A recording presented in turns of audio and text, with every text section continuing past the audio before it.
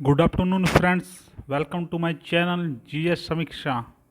Friends, आज का lecture बहुत ही इम्पोर्टेंट होने वाला है क्योंकि आज के लेक्चर में हम वित्त आयोग, लोकपाल, आरटीआई जिसे सूचना का अधिकार कहते हैं, इन टॉपिक को कवर करेंगे जो इंडियन पॉलिटी के महत्वपूर्ण पार्ट है। दोस्तों, ये ऐसे टॉपिक है जो यूपी पीसीएस प्रीलिम्स और UP PCS RO ARO exam में बार बार पूछे जाते हैं।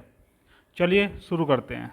तो सबसे पहले जानने की कोशिश करते हैं कि ये वित्त आयोग क्या होता है। तो दोस्तों, हमारे संविधान के आर्टिकल 280 में वित्त आयोग का प्रावधान किया गया है। इसका गठन जब होता है तो इसमें क्या होता है, एक इसका अध्यक्ष होता है, एक होता है इसका चेयरमैन, और जो 4 सदस्य होते हैं, जिसके 4 अन्य सदस्य होते हैं। तो टोटल जो वित्त आयोग है ये 5 सदस्य से मिलकर बना होता है। राष्ट्रपति द्वारा वित्त आयोग के अध्यक्ष तथा सदस्यों की नियुक्ति की जाती है, जो की जाती है 5 वर्ष के लिए। वित्त आयोग के जो अध्यक्ष होते हैं और उसके सदस्य होते हैं, उनकी जो योग्यता होती है, जो उनकी योग्यता होती है किसकी, वित्त आयोग के सदस्यों की और अध्यक्ष की। तो जो योग्यता होती है इसको निर्धारित करती है कौन, संसद। इसको निर्धारित करती है संसद, निर्धारित करती है कि योग्यता क्या होगी। दोस्तों, जो वित्त आयोग होता है उसका जो अध्यक्ष होता है, ठीक, वो ऐसा व्यक्ति हो सकता है जिसे सार्वजनिक मामले का अनुभव रहा हो। वित्त आयोग के सदस्यों के लिए यह आवश्यक है कि वह उच्च न्यायालय के न्यायाधीश होने की योग्यता रखता हो, या ऐसा व्यक्ति हो जिसे वित्तीय विषयों और वित्तीय लेखा तथा प्रशासन का व्यापक ज्ञान हो और साथ में उसका बहुत ज़्यादा अनुभव भी उनके पास हो। तो दोस्तों, पहले वित्त आयोग जो थे उसका जो अध्यक्ष था ये थे केसी नियोगी। कौन थे दोस्तों, केसी नियोगी थे। चलिए अब जानते हैं जो वित्त आयोग होता है उसका कार्य क्या होता है और उसका क्षेत्र अधिकार क्या होता है। तो भारतीय संविधान के आर्टिकल 281 के अनुसार वित्त आयोग के कार्य दायित्व जो इस प्रकार है। नंबर 1, केंद्र और राज्यों के मध्य करों के शुद्ध आगमों के वितरण के संबंध में तथा राज्यों के मध्य शुद्ध आगमों के तत्व संबंधी भाग के आवंटन संबंधी। यानी ये कहना चाह रहा है जो केंद्र होता है और राज्य होता है, इनके बीच में क्या है, जो कर होते हैं, कुछ कर ऐसे होते हैं, कर को कहते हैं टैक्स। कुछ कर ऐसे होते हैं जिनको स्टेट गवर्नमेंट लगाती है और कुछ ऐसे होते हैं जिसको सेंट्रल गवर्नमेंट लगाती है। तो इन दोनों के बीच में क्या करता है वित्त आयोग, करों का बंटवारा करता है। क्या करता है, करों का बंटवारा करता है, वित्त का बंटवारा करता है। भारत की संचयी निधि में से राज्य के राजस्व में सहायता अनुदान को व्यवस्थित करने वाले सिद्धांत के संबंध में दोस्तों क्या होता है, जैसे राज्य की संचयी निधि होती है तो उससे क्या होता है, जो राज्य होते हैं उनको राजस्व दिया जाता है सहायता के लिए, अनुदान के रूप में। ठीक, अब क्या हो सकता है, सपोज को जैसे उत्तर प्रदेश है इसको कम दिया, एमपी को ज़्यादा दे दिया। तो वित्त आयोग का कार्य यह होता है कि यह देखना कि जो इनको वित्त प्रोवाइड किया जा रहा है बहुत सही तरीके से किया जा रहा है या नहीं, या ऐसे दिया जा रहा है। तो ये कार्य भी वित्त आयोग का होता है। सुदृढ़ वित्त के हित में राष्ट्रपति द्वारा आयोग को निर्दिष्ट किए गए किसी अन्य विषय के संबंध में, इसमें क्या होता है कि राष्ट्रपति आयोग को कह सकता है कि भैया तुम ये कार्य और देख लो, ये भी वित्तीय संबंधित है। तो ये भी कार्य करते हैं वित्त आयोग। तो दोस्तों अब बात करते हैं सूचना के अधिकार को, जिसको कहते हैं आरटीआई, शॉर्ट में कहते हैं RTI, right to information. Right to information वाक्य एवं विचार अभिव्यक्ति की स्वतंत्रता वास्तविक लोकतंत्र का मूल आधार है। दोस्तों, जो लोकतंत्र होता है इसकी डेफिनेशन क्या होती है कि जनता का, जनता द्वारा जनता पर शासन। यानी एक तरीके से ये है कि जो जनता है उसको पूर्ण स्वतंत्रता होनी चाहिए, एक अच्छे वाक्य बोलने की, एक हेल्दी डिस्कस करने की। भारतीय संविधान का जो आर्टिकल 19A उसमें हमें वाक्य एवं अभिव्यक्ति की स्वतंत्रता का अधिकार मिलता है। क्या मिलता है?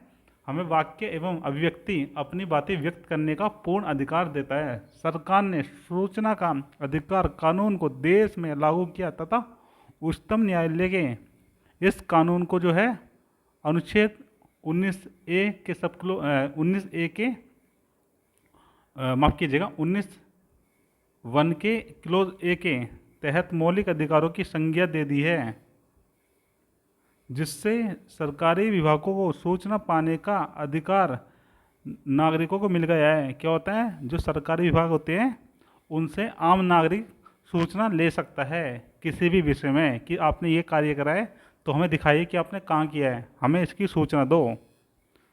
सूचना का अधिकार अधिनियम ये कब आया था? तो दोस्तों ये आया था 2005 से, जो पहले जम्मू और कश्मीर को छोड़कर पूरे भारत में लागू कर दिया गया था। कब? 12 अक्टूबर 2005 को। लेकिन जब से जम्मू एंड कश्मीर, जब से जम्मू कश्मीर और साथ में लद्दाख, इनको दो क्या कर दिया, इनको दो यूनियन टेरिटरी बना दिया गया है। तो जब से यहाँ पर भी ये लागू हो चुका है। वर्तमान में अब जो आरटीआई है ये भारत के संपूर्ण भाग पर लागू है। इसके माध्यम से प्रशासन को पारदर्शी एवं उत्तरदायी बनाया जा सकता है तथा भ्रष्टाचार पर अंकुश लगाया जा सकता है। दोस्तों क्या होगा? अभी भी मानो कि प्रशासन ने कोई कार्य करा, प्रशासन ने कोई कार्य करा है और जनता पहुंच के उसके पास आरटीआई के थ्रू कि भैया हमें इसकी इन्फॉर्मेशन दे, हमें बता कि तुमने ये कार्य किया है या नहीं। तो इससे क्या होगा? इससे प्रशासन जो है वो सब कुछ बताएगा। तो इससे क्या होगा? पारदर्शी आएगी, कार्य में पारदर्शी आएगी, जिससे क्या होगा? अगर पारदर्शी होगी तो उत्तरदायी सरकार बनेगी या उत्तरदायी प्रशासन होगा। अगर प्रशासन उत्तरदायी होगा तो इससे भ्रष्टाचार होने की संभावना भी बहुत कम देखने को मिलेगी। चलिए अब बात करते हैं लोकपाल एवं लोकायुक्त की। तो सबसे पहले ये देखते हैं कि जो लोकपाल है इसकी संकल्पना कहाँ से ली गई। तो दोस्तों स्वीडन एक देश है, वहाँ पर क्या है, एक संस्था थी जिसका नाम था ओम्बुड्समैन, जिसका गठन किया गया था 1809 में। कब किया गया था? 1809 में किया गया। तो हम कह सकते हैं पहली बार जो है लोकपाल की संकल्पना यहाँ पर देखने को मिली थी स्वीडन देश में। प्रथम प्रशासनिक सुधार आयोग की सिफारिश पर पहली बार लोकपाल एवं लोकायुक्त की नियुक्ति की व्यवस्था की गई थी। अगर आपसे पूछ लिया जाए कि प्रथम बार लोकपाल एवं लोकायुक्त की नियुक्ति की सिफारिश किसने की थी, तो दोस्तों ये की थी प्रथम प्रशासनिक सुधार आयोग ने।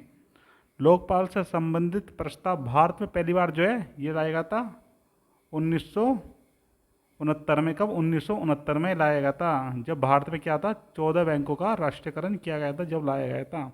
इससे संबंधित विधेयक कई बार संसद में प्रस्तुत हो चुके थे। दिसंबर 2013 में लोकसभा एवं राज्यसभा द्वारा लोकपाल बिल को पास करने के पश्चात राष्ट्रपति के हस्ताक्षर के लिए भेजा गया था और जिसे 1 जनवरी 2014 को राष्ट्रपति ने इस पर साइन कर दिए थे। यानी हम कह सकते हैं कि ये जो बिल भेजा गया था ये पास हो गया था 1 जनवरी 2014 को। लोकपाल में एक अध्यक्ष होता है और अधिकतम 8 सदस्य का प्रावधान है। यानी हम कह सकते हैं कि एक तो अध्यक्ष हो सकता है, एक चेयरमैन हो सकता है और बाकी जो 7 सदस्य भी हो सकते हैं। तो टोटल इसमें 8 सदस्य हो सकते हैं। इस तरीके से इसमें 50% सदस्य जो है न्यायिक पृष्ठभूमि से संबंधित होंगे। जो जुडिशरी से संबंध रखते हो ऐसे लोग 50% चाहिए। हालांकि अब तक लोकपाल की नियुक्ति नहीं की गई है, लोकपाल की अभी तक नियुक्ति नहीं की है। जांच करने के लिए लोकपाल के पास अपनी मशीनरी होगी, लेकिन आवश्यकता होने पर वह सरकारी मशीनरी की सहायता भी ले सकता है। यानी हम ये कह रहे हैं कि जो लोकपाल है जब ये जांच करेगा तो इनके पास भी अपनी सीबीआई की तरह अपनी एक फोर्स होगी जो पूरा कार्य करेगी। अगर लोकपाल को लगता है कि हम नहीं कर पा रहे तो सीबीआई, सीबीसी आदि संस्थाओं से भी मदद ले सकता है। अब बात करते हैं लोकपाल चयन समिति, लोकपाल के लिए जो चयन समिति का गठन हुआ था उसमें कितने सदस्य थे?